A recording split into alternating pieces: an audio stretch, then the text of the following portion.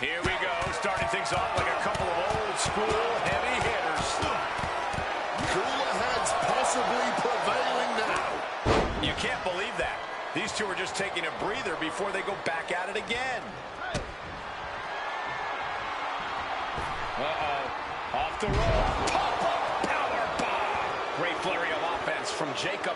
Jacob Fatu has the tide of this match in his favor. Caving in the abdomen. The hit's starting to take their toll on him a little. Jacob Fatu causing damage, causing harm. Here comes that rolling fireman's carry. Uh-oh. He slipped out of the way there. Super kick.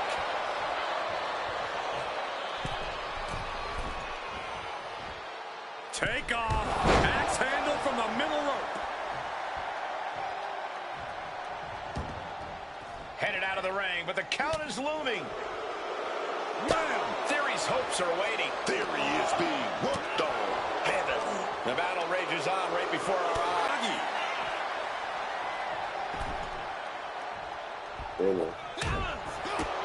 A big kick to the gut and a clubbing forearm.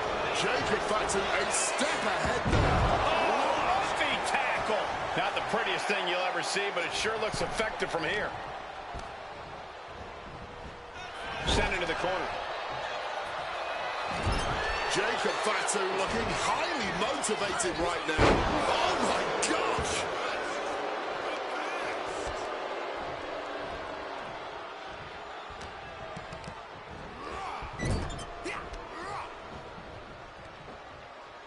Gets slammed down. Logan Paul showing no fear up there. We're going to finish it off. One-ton bomb. He may have just slowed Jacob down. Playing possum. Shoulders down. Gets the shoulder up. Wow. What's it going to take? Honestly, at this point in the match, that was still something of a quick kick out. He's got him getting ready. Drives his opponent down with a Uranagi. He's got to mind the count-out rules as he heads ringside.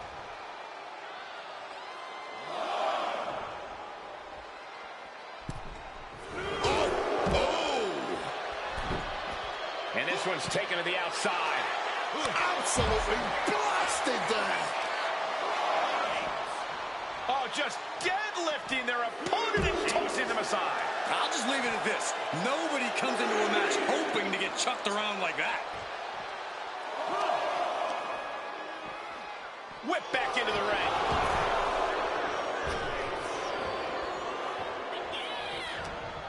Here comes that rolling fireman's carry. Rolling through.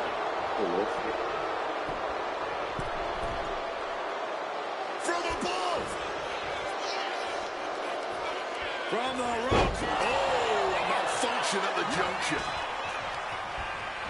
Putting him in the corner for something here. Paul creates an opportunity. Ooh. Here we go. Time to work out some aggression. And this match is swiftly turning into a knockdown, drag-out affair. All this heavy artillery is really adding up.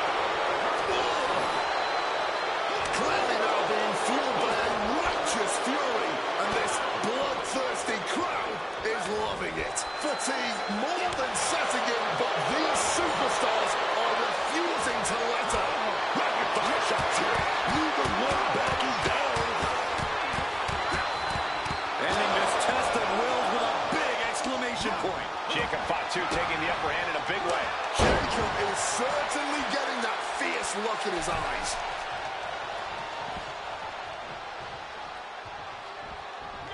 Crushed in the corner. Fireman's carry position across the shoulders. Ooh, a foot round at the top. In control here with a swinging neck breaker. Textbook.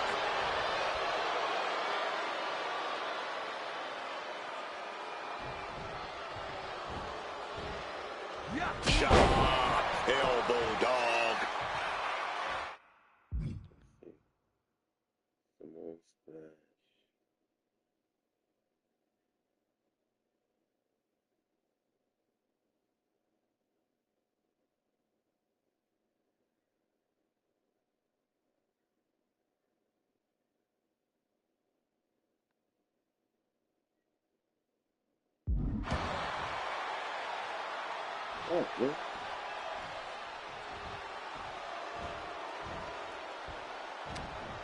Here comes that rolling fireman's carry.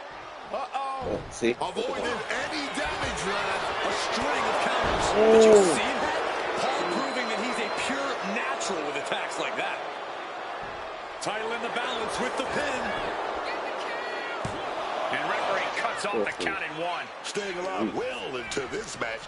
We got more action in store, man. He wants it one more time. Down with a DDT. Logan Paul's chances are fading. There's two. He manages to kick out. What strength. Logan Paul showing why you just can't underestimate him in this game. He's got that insatiable hunger. He's got that never-ending gas tank. And it may just take going to the well one more time with that maneuver to gain the pinfall. Positioning the arm. Big leg drop. Oh. Jacob Fatu getting the crowd involved here. Adjusting their opponent against the turnbuckle.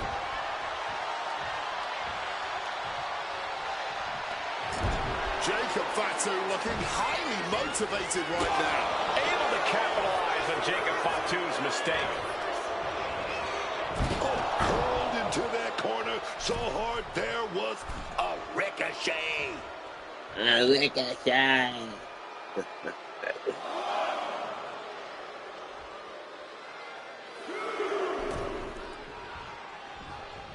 And a quick schoolboy. He breaks the ref's count after one. The wear and tear of this match only affected him slightly, it seems. Stomping down. Oh, strong knee connects. Taking out the arm, great strategy. Maybe not, maybe not. Quick shoulder up. Before the one count, he's got to be having a laugh.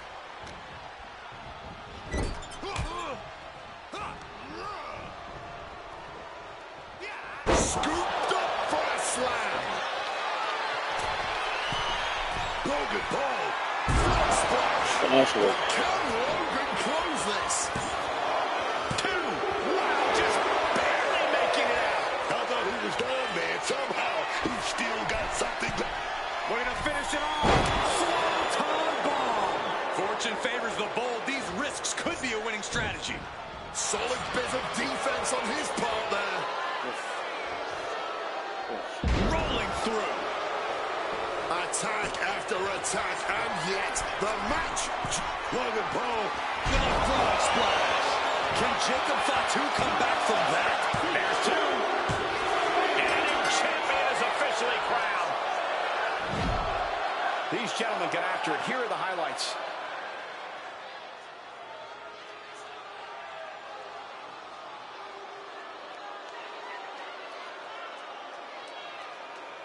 Remember? Here is your winner, and the new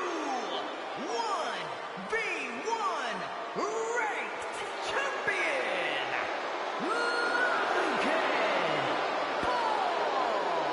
He came for the title, and he got it. This is the kind of moment you dream about as a competitor.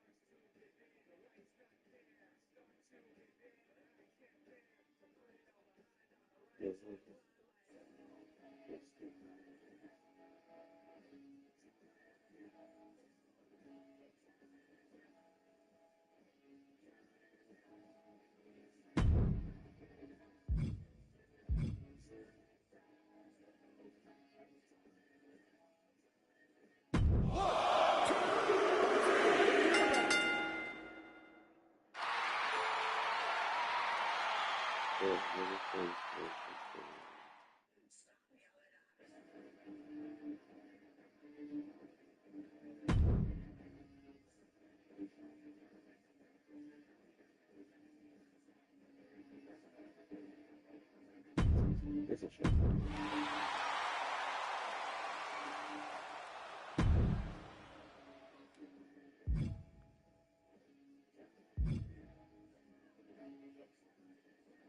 1, 2, it's over!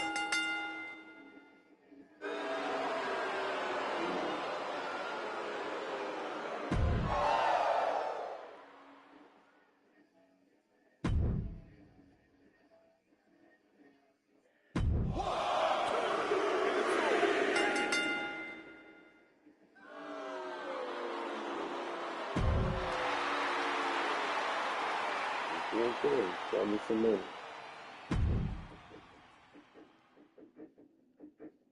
1, 2, ring the bell!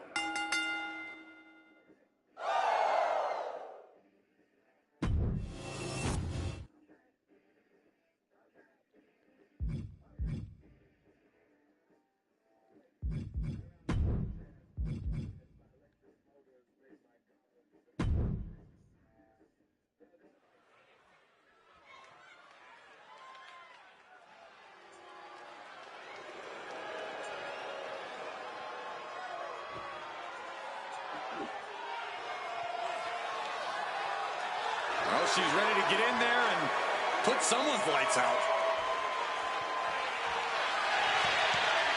The following contest is scheduled for one fall. Making her way to the ring from Chinatown, New York, Wendy Choo! Wendy Choo used to be a nice girl, someone who loved taking naps, but now she's a nightmare, man. Yeah, I don't think I'm interested in Wendy Choo's idea of nap time. Lights out for everyone else. That's what it is.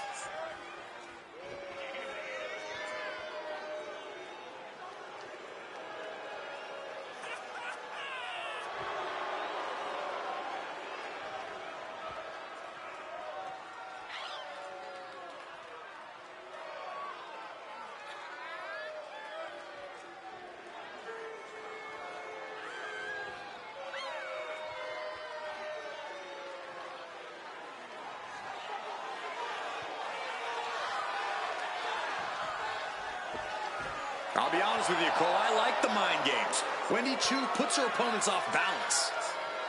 Choo wants to haunt the dreams of her competition to live rent-free inside their heads. But above all, Wendy's looking to get a big win and get right back to her nightmares, I think.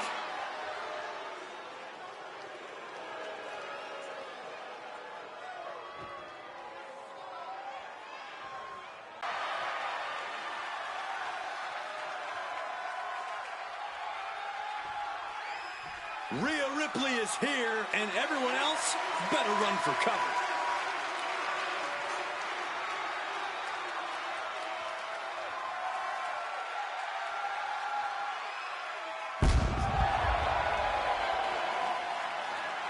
And her opponent from Adelaide, Australia, the NXT Women's Champion, Rhea Ripley! Rhea Ripley is a terror in the ring, using her incredible power with a savage edge. Yeah, Rhea is not to be trifled with. She has buzzsawed through the women's division to get to the very top. Yeah, just the size and stature of Ripley is intimidating. Truly a superstar unlike any other.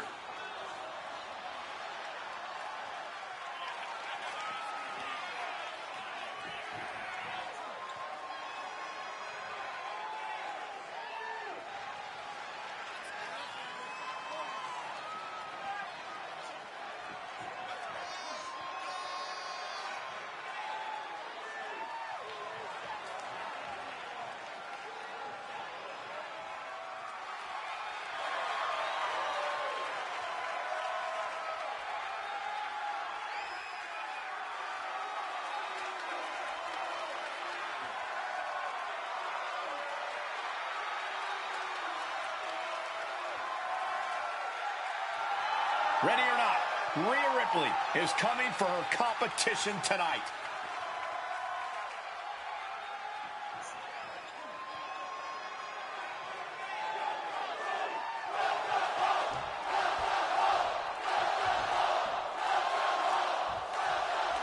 Rhea Ripley here tonight, set for action. As beloved as Rhea Ripley is by the WWE Universe, let's not forget that you don't get the moniker The Eradicator because you're a paragon of sportsmanship and fair play. Yeah, Rhea Ripley has shown...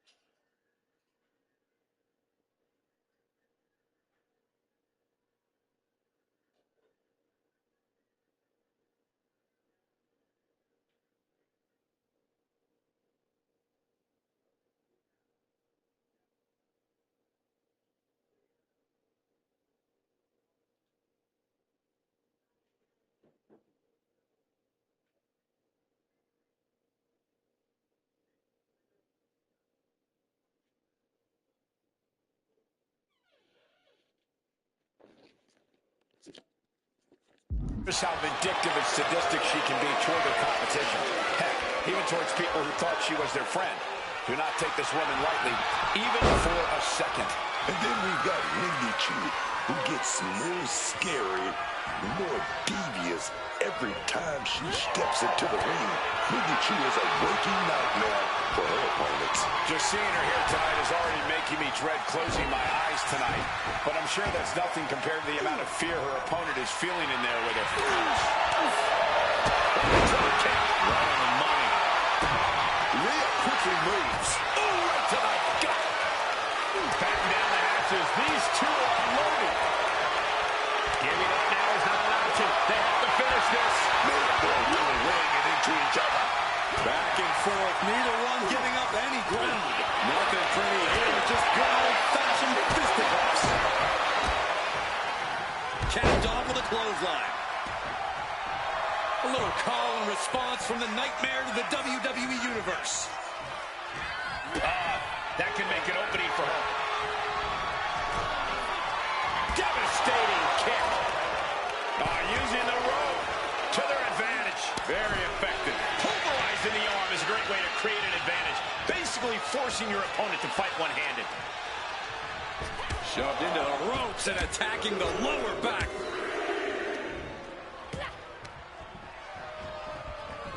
forcefully sent into the corner of the ring. And one more for good measure. Putting the boots to an opponent will take the fight out of them in a hurry.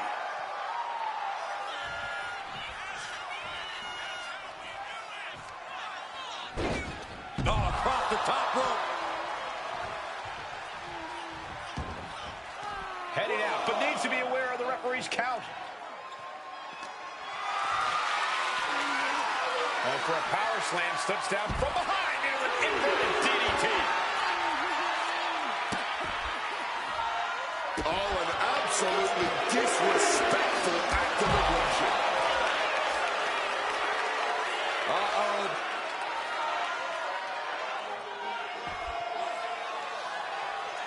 Well-placed punch, ugly, but effective response.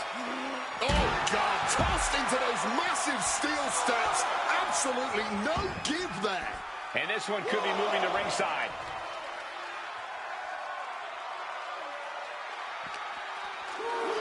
Serious impact with the barricade. Ouch. Mission Bang! Meeting the steel. Not only landing there, those steps are dented to hell now.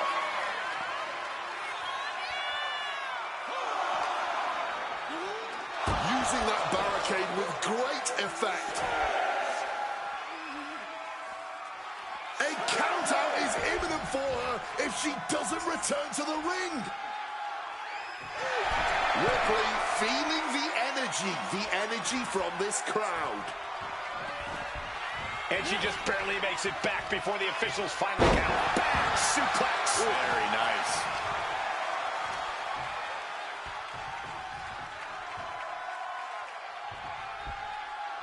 She's making the climb to the top rope. From the top. Double axe handle connects. Oh, with authority. Now down into the cover. Powering out at one. Still has enough energy for the simple kick out. Oh, And back elbow creates separation. And she's looking intent on delivering something big here. Great response to Ripley there. Sent out of the ring the hard way. Countout rule is active as she heads to the floor.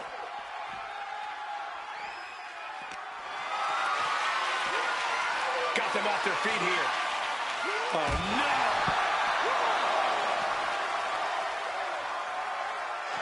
Ripley drawing a big reaction from the crowd.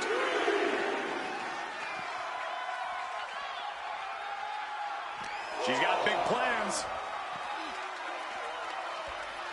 Sit out powerbomb. When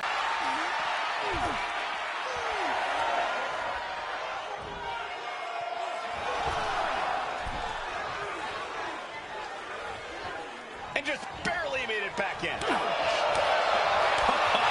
gonna sting. Call it Dennis. Oh, here we go. Buster. Uh-oh.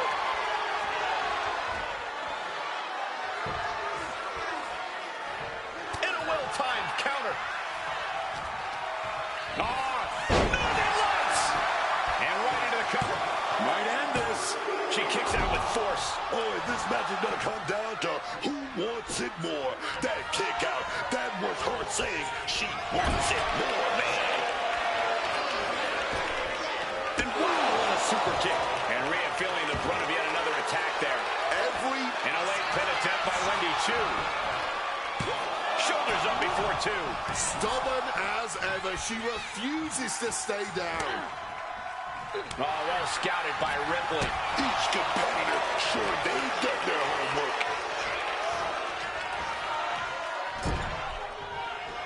Using the foot to their advantage. Man, just squeezing the air out of him.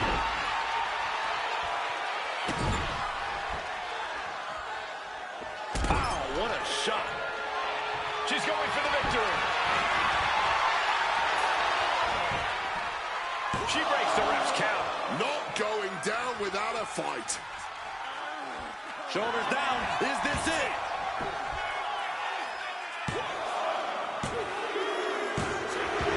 It's all over. Rhea Ripley gets it done.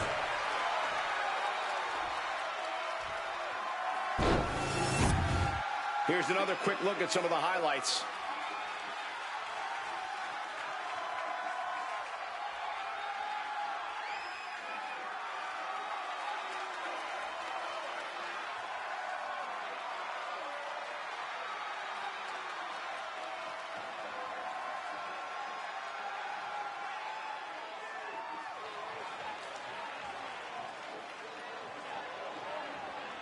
Here is your winner, Rhea Ripley.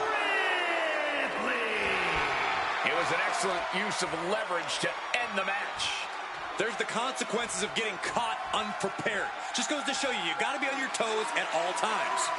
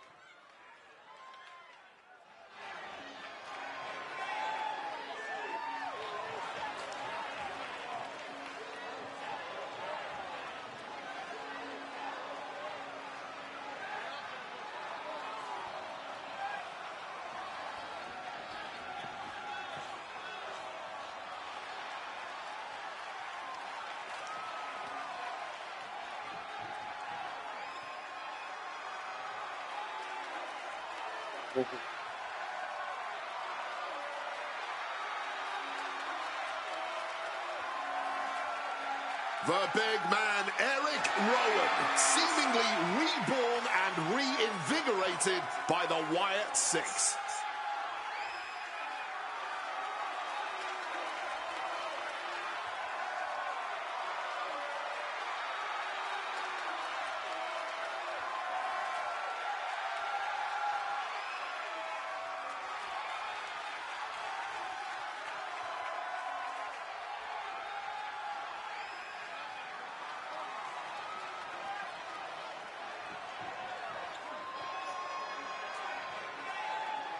Wyatt family in his blood.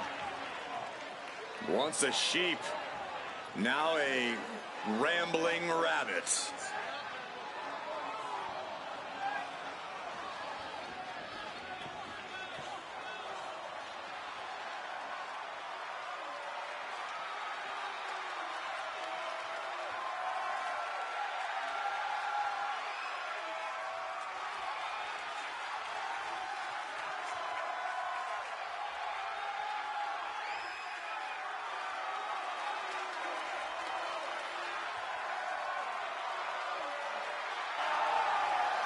That big red wood, the monster, Eric Rowan.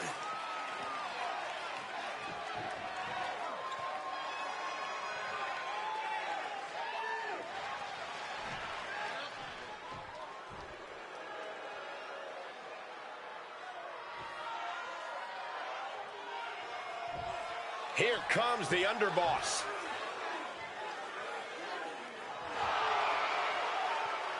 And his opponent, from Chicago, Illinois, weighing in at 206 pounds, the underboss, Chad Stacks Lorenzo.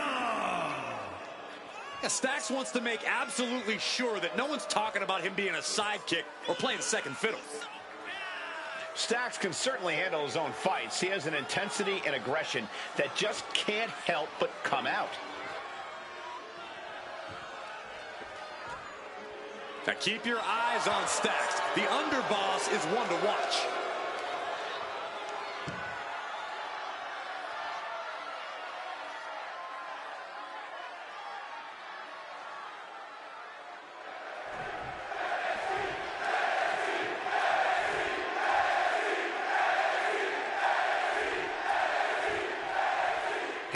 with Stacks ready for action tonight. This should certainly be an interesting matchup. Channing Stacks Lorenzo out here looking to get some business done. Put some respect on this man's name. This is what a real leader looks like. A real boss. Underboss. No more, baby. Channing Stacks Lorenzo. Well, the way Lorenzo conducts business tends to involve...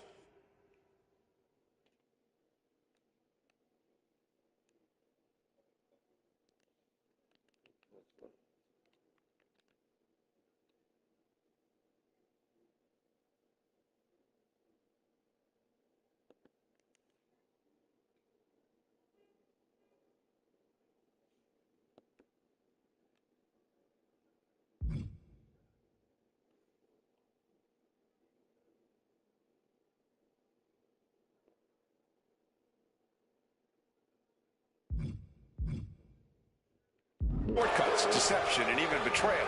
So I'm not exactly sure how much he fits the bill of a real leader. More like a real weasel. But when you're in the ring with Eric Rowan, you are basically up against the closest thing we have to a real-life slasher movie villain. Rowan is big, he's imposing, he's surprisingly agile, and he is unrelenting. And he has a purpose now, which is something that has always made Rowan even more dangerous. Ooh. Brutal forearm.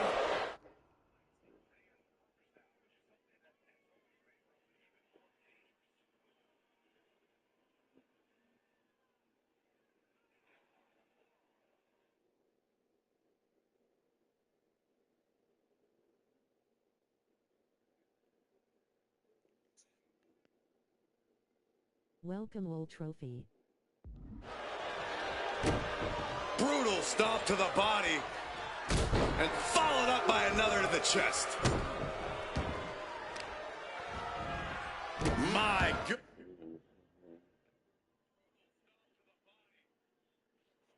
goodness. Came down like a hammer on that arm. There we go.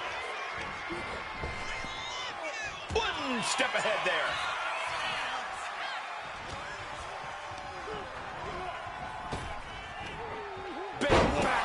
Drop. Oh, a stiff kick. And enters back into the ring. Snapmare takeover. Fist drop.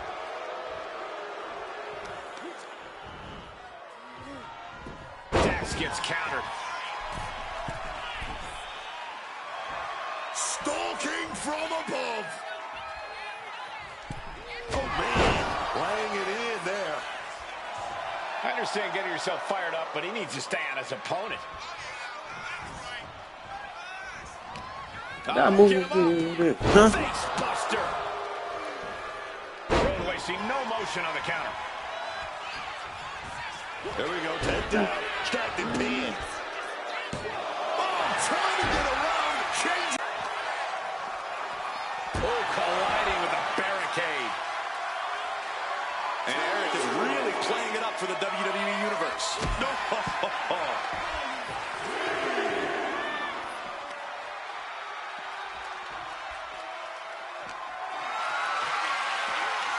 Gets lifted into position. Face ram on a barricade.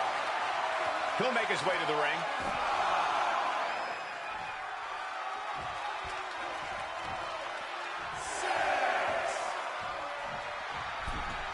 Gotta act fast to beat the count. The seconds are ticking away. Big boot. Got him right where he wants him. He kicks out with authority. He's really making this a fight now. Oh. Rowan knocked him. Ow. Eric making it loud and clear for his opponent tonight.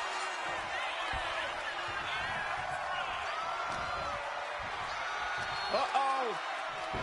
Some quick thinking from him right there.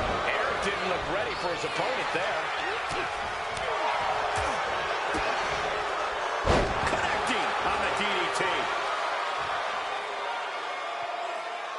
Oh, ouch. Oh, this is just too far. Get some control.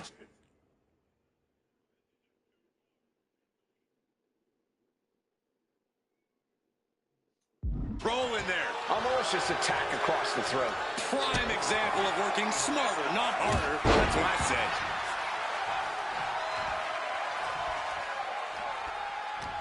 Ugly looking right to the face creates the separation. Clothesline takes him down. Forget about it.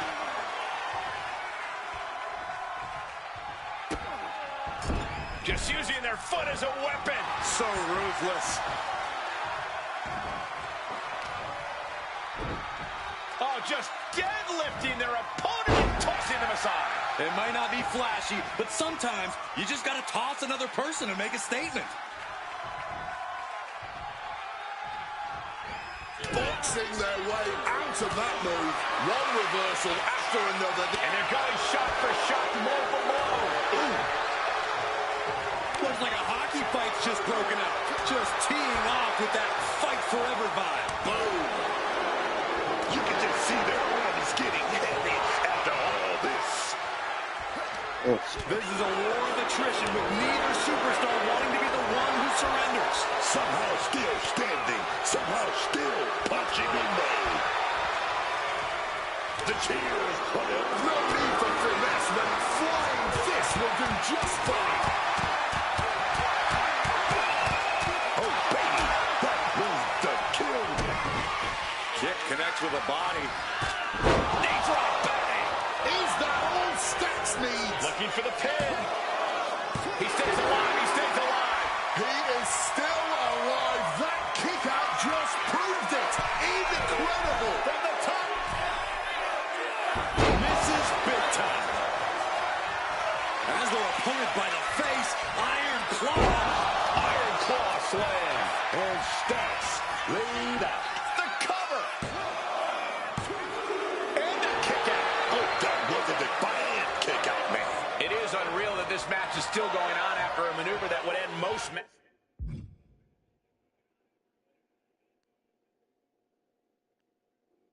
matches.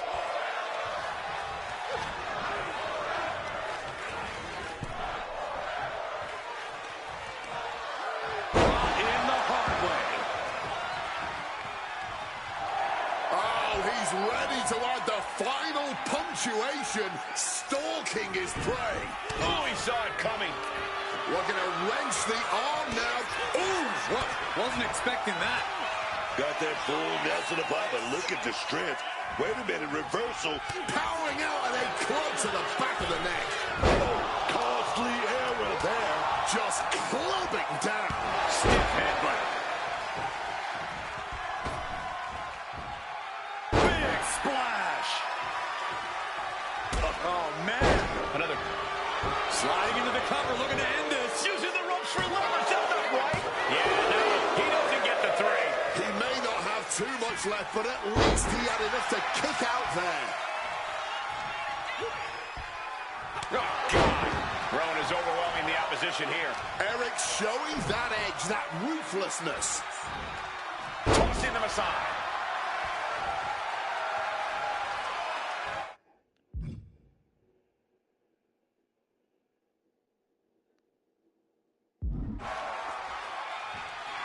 Rowan clutching his fallen opponent into the Iron Claw slam.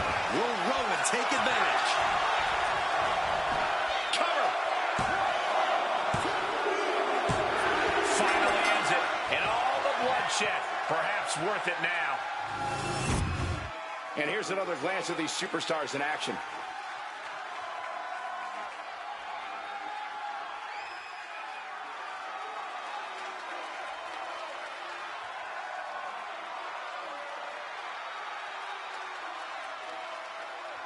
Here is your winner, Eric Rowan. Eric Rowan picking up the win here. The big redwood, Eric Rowan, standing tall and mighty. Trying to stop Rowan is always ill-advised, but tonight it was simply futile.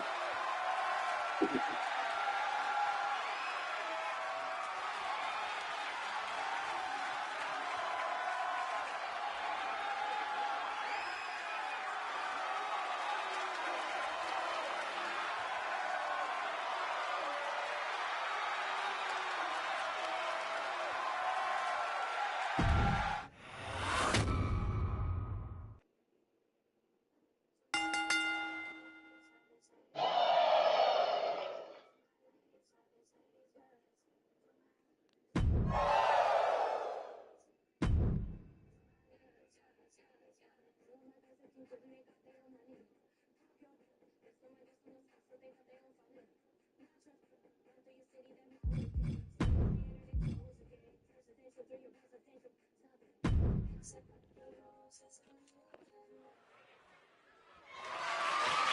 following contest is a tag team match set for one fall and is for the NXT Women's Tag Team Championship.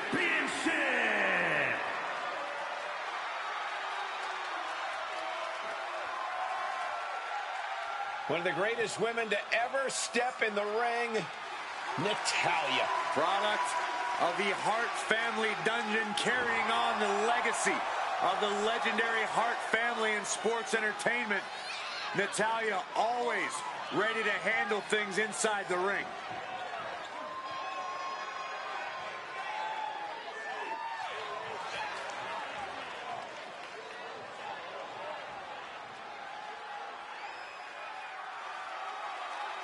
The Queen of Hearts spans eras, and her boat status is forever. Natalya is always refining her arsenal. She's more dangerous than ever.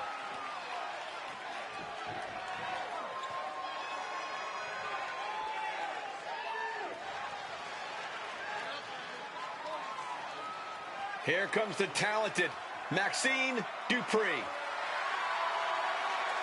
Maxxine has really proven herself to be a student of the game, always looking to learn and get better. Now we can see the improvement in her in-ring abilities every time she sets foot in the ring. Yeah, she might just surprise us with something again tonight.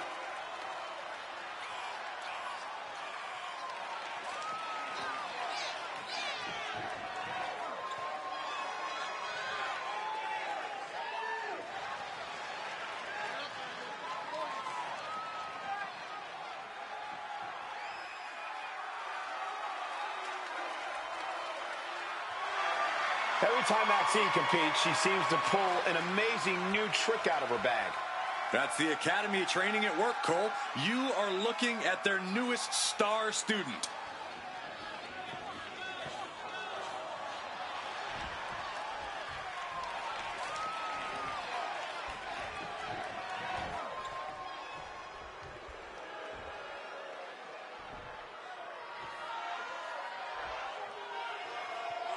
Jacy Jayne, a superstar with a rock star attitude.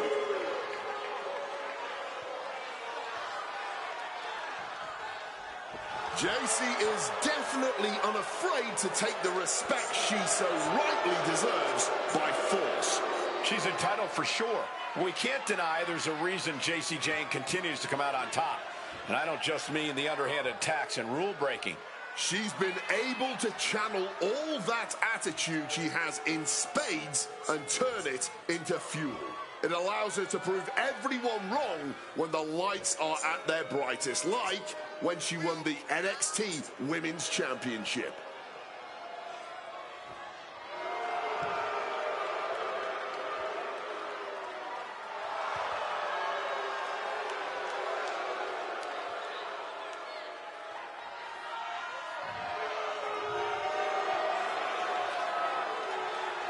Already so accomplished, I can't wait to see what Jacy does next. Well, you won't have to wait much longer, Cole.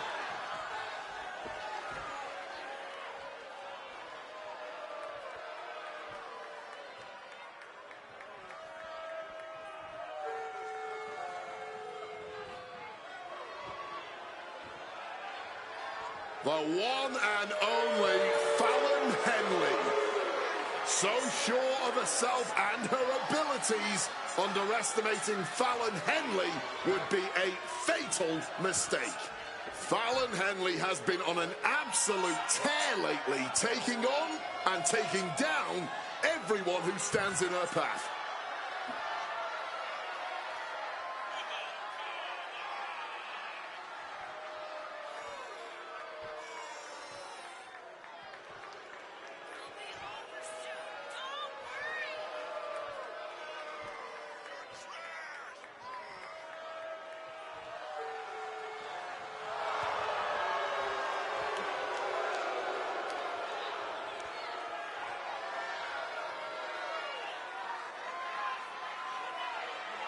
Oh, this Fallon is all business now, man. I love it.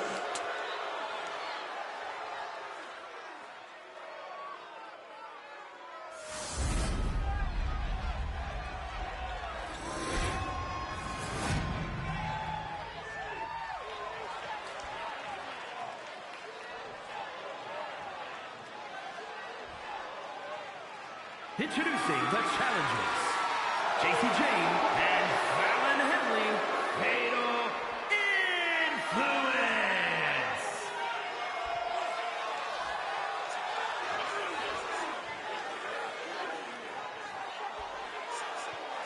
And their opponents, the team of Natalya and Maxxine Dupri.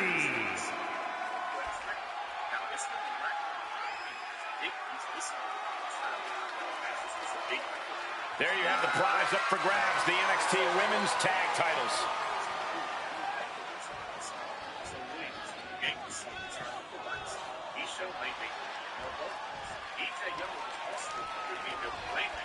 Bell rings and this NXT Women's Tag Team Championship match is underway. Already some of NXT's top names have held this title. Some interesting tandems. We might see another duo add their name to the history books tonight.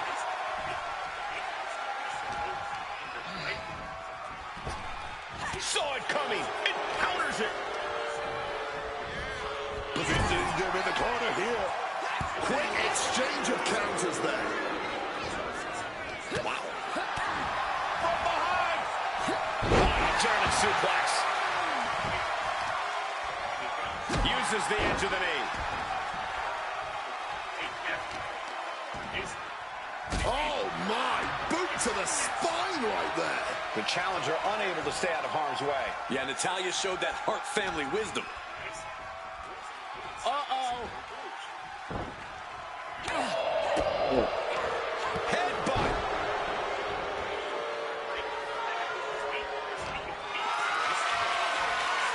Totally helpless at the moment. And there's the tag. This will lead to Dre cutting time. This is what Michelle will soon be getting the more she gets attached to Dre. Since Alonzo takes all the proceeds for anything world-class Wrecking Crew, this will lead to Dre cutting ties with him to become an artist and producer at Eazy-E's Ruthless Records. Eazy-E would also sign Michelle to his label, which would lead to her recording her first album. But before that, this movie really sheds light on how horrible and irresponsible Dre was as a person. First off, during his relationship with Michelle, he would have to constantly explain to her that he has a numerous amount of baby mothers and children. Of course, this would be overbearing for Michelle, and she would begin to think that he's sleeping around on her. One time during the studio session, he would tell her that he has a baby with her. Great in-ring IQ on display there. Point of the elbow, nailed it. Henley was scouted there. Oh, slam down. Oh, Stingy's the all right there. Oh, that'll send a shock down your spine.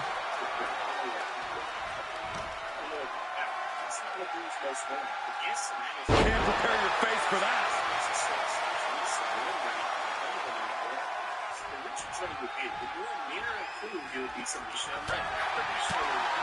Big forearm. Whipped into the corner with tremendous force.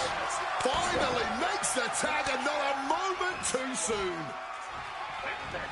Oh, boom. The heel is hot, and now it is being bent in directions it was never designed to go. Heel hook. Picked up and being carried around there. The champ is pinned. We might have a new champion here. And a shoulder in the air. Not getting the two at this point has got to say something.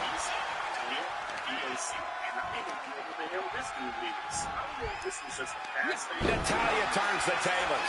She's out of it, guys. These two showing how well they know each other. Calculating the next move here. Oh, a skunk slam.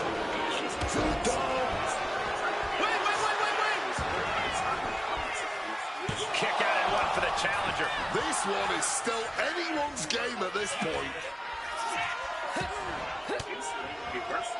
A quick reversal from her. Ripped clear out of the ring. Has to be all out of sorts right now. Face buster! And yep, she's bleeding now. That one opened her up good. Challenger looking fairly run down at this stage. And this is what a tag team partner is for. You can't win this match all on your own. And this superstar might just be learning that fact the hard way. Isolating the arm. Unloading a big kick to the back. Disrespecting the competition. All the momentum is swung to Natalya. Any chance for JC's offense is being trampled. In the corner is not a good spot to be.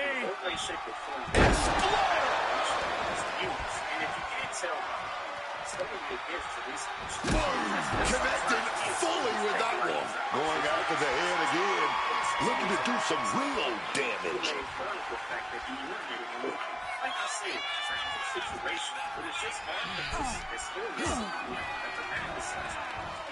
Up into the turnbuckle. Down to the mat. Kneecap goes right into the face to halt the attack. Natalya landed it right there. Jane has no control here.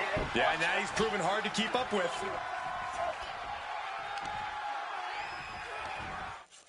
Did y'all see how the audience laughed? It's just a natural reaction for some people. But here's an even better example.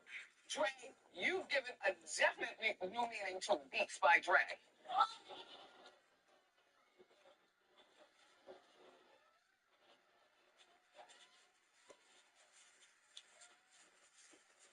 Now, that was funny as hell. I'm not gonna lie. That girl said a whole lot.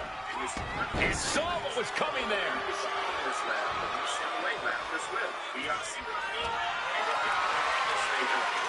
Not looking good.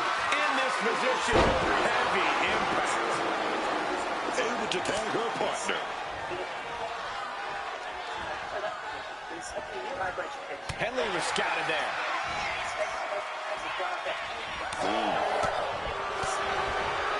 Kick from behind. Climbing up the turnbuckle here. This could do it. From the top rope. Oh, that's a mistake she is going to pay for. Go behind, applied, taken down, and then kicked right on the side of the face. Showing off her best digging there. Natalya in off the tag. And a nice takedown. And Henley able to reverse that.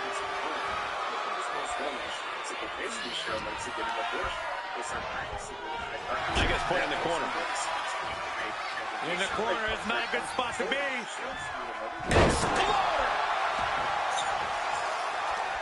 Just like that, she turned it around. Brutal stop to the body. And followed up by another to the chest.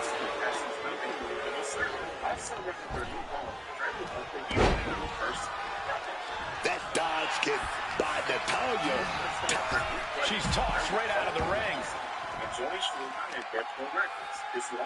Gonna lock that leg right into her. Twisted into a leg breaker.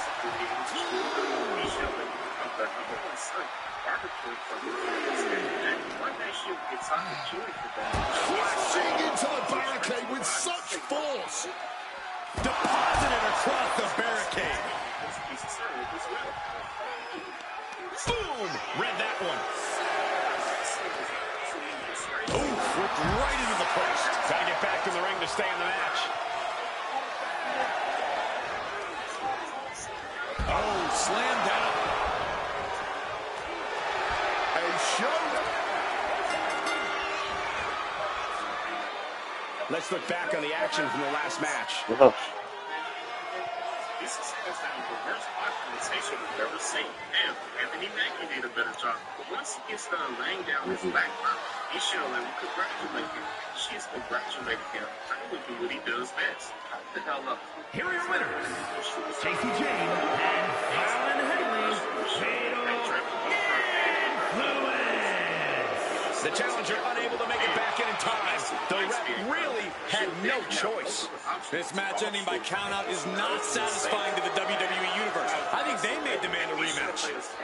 This leads to Shula pushing up on her. He'll succeed as Michelle feels that she has no other option. But before that, Michelle would quickly become addicted to prescription drugs. So much to the point where she isn't aware of her surroundings. One day, a house party would lead to a shootout in which her son was in the same room as the gunshots. Possibly gave her a robber and easily gained access to her home. But luckily for her, the robber's friend would stop him in his tracks, as he doesn't want to see Michelle hurt. Being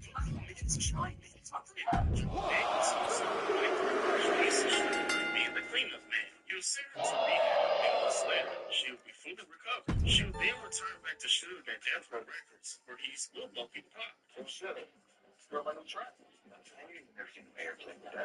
Fuck airplay, Pat. So this is my truth, man. This is how I'm feeling. I bet you if Dre was here, Dre would have been like, Dre ain't here. You want to talk about truth?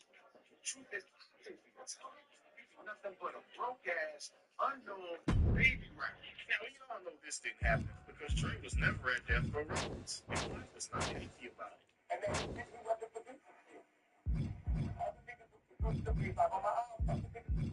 his wife was giving credit. And I got to go to MTV and be like, no one ain't doing it. We ain't working years. And I got tired of that. I don't care what it is that. I think we don't need that. Like, you're owning the company too, and you're chilling. You're owning the company, you're chilling about fucking I'm out here in the street. You know what I mean? Whooping niggas ass, fuck, wars, shit. Put their damn pocket out of them. Oh my shit. This is taking 3 years to go one time. The show probably did live on several occasions, though. Now that Michelle's happy with Suge, her grandmother finally gives her some good advice, but it's severely too late for that. The wrong thing. You think you can? Today's woman has got to stand up for herself. Where did this come from all of a sudden? Like, what changed her mind? This was the same woman that told her to take as much of Dre's beatings as she can.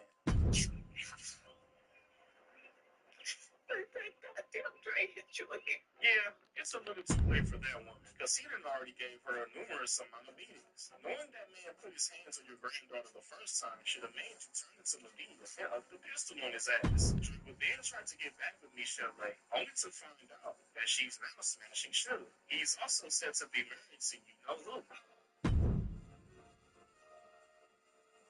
Thankfully, he doesn't piece her up, and he walks off peacefully. And gladly for her, this will be the very end of her relationship with Dr. Dre. On the same night Pac was murdered, Suge will get arrested for violating his parole. This led to Suge trusting Michelle to co-run Death Row Records, in which she would have to sign a contract. She will also be paid $30 grand a month, along with following all of Suge's guidelines, which includes her always having security and not visiting her family. The Suge Street guidelines would become overwhelming for Michelle, as she could barely spend time with her son. Suge would also put in place for Michelle mandatory weekend visits. This would only lead to Michelle being further away from her son. On one occasion, she would decide to visit Suge early in order to throw her son a birthday party. But when she arrives at the jail, she is greeted by Suge's baby's mother, and she'll find out that Suge had visitation days lined up for her as well. Suge's baby's mother would also drop a bombshell on Michelle by informing her that she's just a trophy to Suge, and that it was his mission from the get-go to take Dre's portion of the label and his woman. Suge always said that he would take Dre's label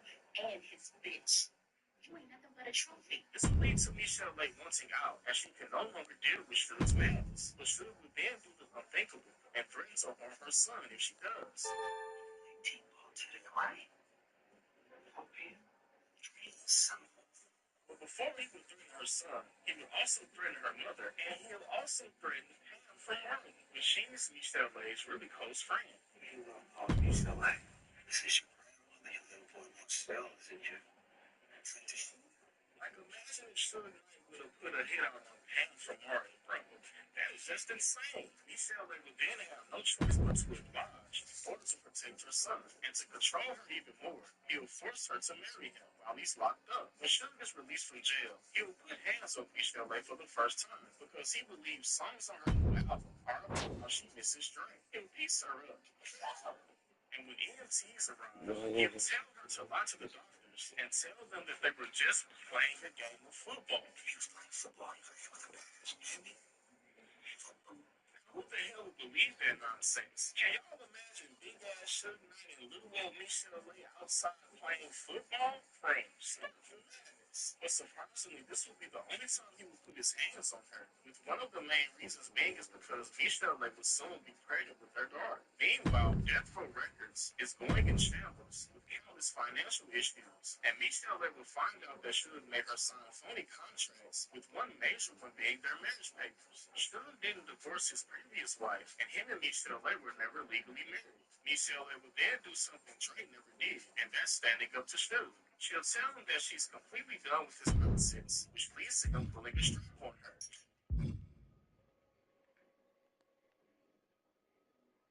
But luckily, he doesn't use it like Dre. And Michelle Lay would tell him that she's going to seriously snitch on him, but then people catch him for blowing so much money. The film then ends with Michelle Lay stealing her baby girl early to never let a man put his hands on her. One thing I admire about Michelle Lay is that she holds herself accountable. She admits that she wasn't a good mother in the past, and she also takes accountability for not giving Dre Suge sooner. But thankfully, she survived her horrible past, and she can now raise her kids the right way without stupid grandma philosophies.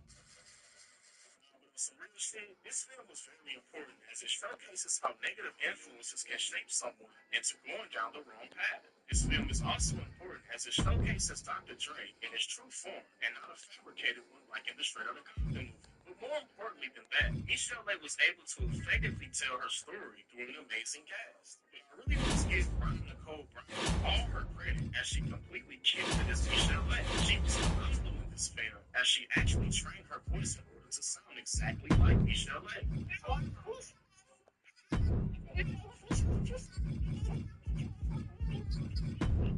all, this was a really good biopic, and I highly recommend that everyone who hasn't seen it to check it out.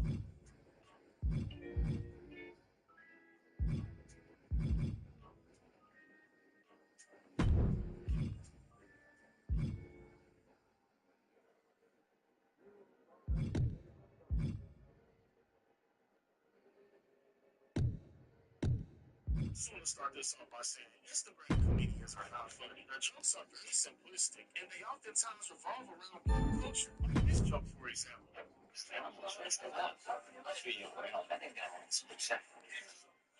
You get it? He's referencing the reference 2 Chainz. And based off the mere fact that he referenced 2 Chainz makes it funny. No, I'm sorry. It does. But another thing I don't like about Instagram comedians are the skits. Now, I don't have a problem with skits in general, but I do have a disdain for Instagram skits. And the main reason I hate Instagram skits is because they're always loud.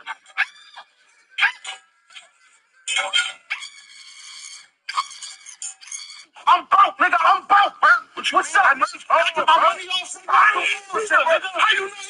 But not only are these skits loud, everyone that participates in these skits are always overly dramatic. It always comes off as if the person or people are trying too hard to be funny. Now, I don't know who needs to hear this, but being loud doesn't make me funny. Hey, that's just my opinion. Now, the reason I started the video off like this is because this is basically what I Got the Hook Up To is. You know, the sequel no one asked for. Now, although I haven't seen the first film in a while, I do remember that it was a pretty decent hood movie, and that's... Welcome back to another episode of Warren Cali. In this episode, I will detail a story of multiple deaths and revenge. Compton is a well-known city in LA County, from breeding many rappers, athletes, and also a battlefield for several gangs.